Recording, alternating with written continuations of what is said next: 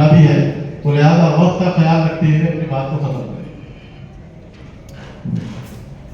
जलसे सदर उमर भाई साहब को, बुजुर्गों, दोस्तों, मतलब नशील माँ बहनों को अस्सलाम वालेकुम रहमतुल्लाहि व बरकातुहू। आज के इस प्रोग्राम में जो सीपीआई, सीपीएम, टीजेएस एलायंस से जो पोटी कर रहे हैं कांग्रेस के कैंडिडेट रघुराम रेड्डी साहब को और हमारे एमएलए सांबा शिवराव साहब को और हमारे टीपीसीसी के मेंबर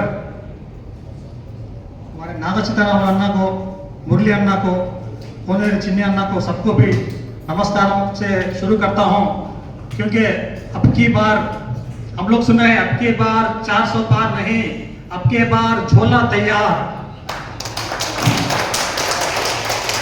अब की बार आपका झोला तैयार है साहब, आप जाइए अपने गुजरात को, क्योंकि हम लोग ये 10 साल में बहुत सितम कर रहे हैं, थक गए हैं।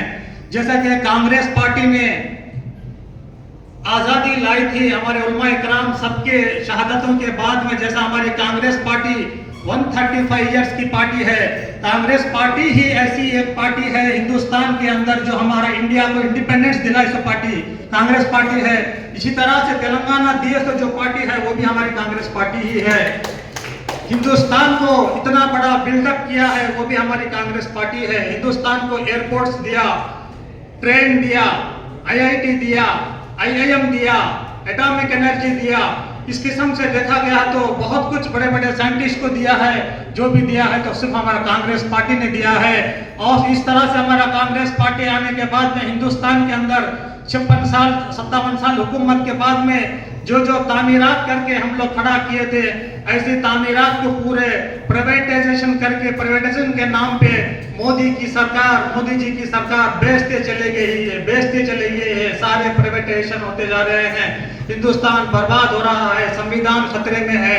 हम लोग जानते हैं कि हिंदुस्तान में ये 10 साल के अंदर कितने बड़े बड़े मसले आए हैं। आर्टिकल 370 हट गया है, 335 ये हट गया है, तलाक का मसला आया है, जैसा कि डिमॉनिटाइजेशन हुआ है, डिमॉनिटाइजेशन का जीएसटी आया है।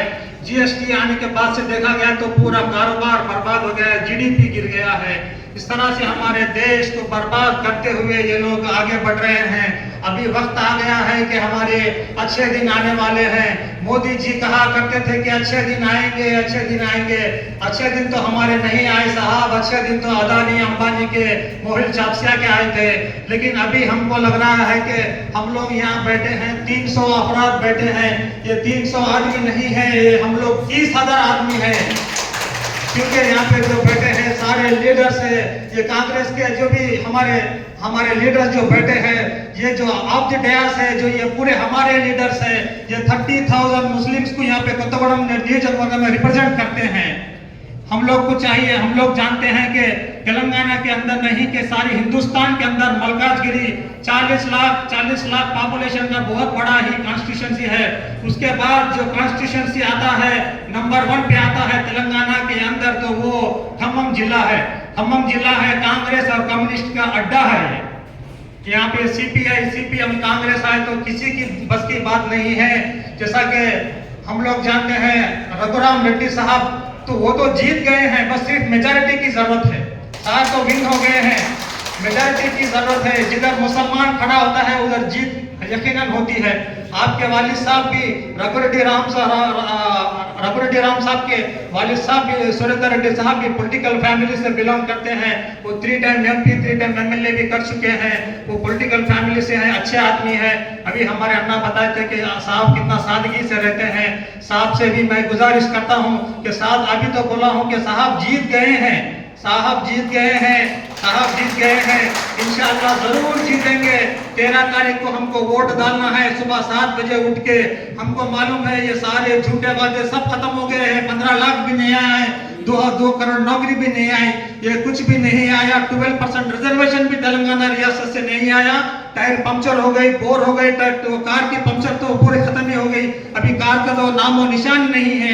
हमको चाहिए कि हम लोग जो 300 आदमी अफराज बैठे हैं, हम सब जाके ये डेप्थ में ले जाके वोट को पोलराइज होने से, वोट को बंटने से बचाकर 100% मुसलमान का वोट पोल करेंगे इंशाअल्लाह।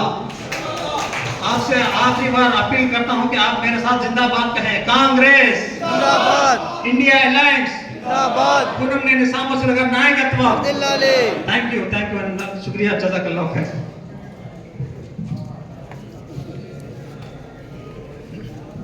ये थे हमारे नईम कुरैशी साहब जो अपने जज्बात का मुजाहरा कर रहे थे।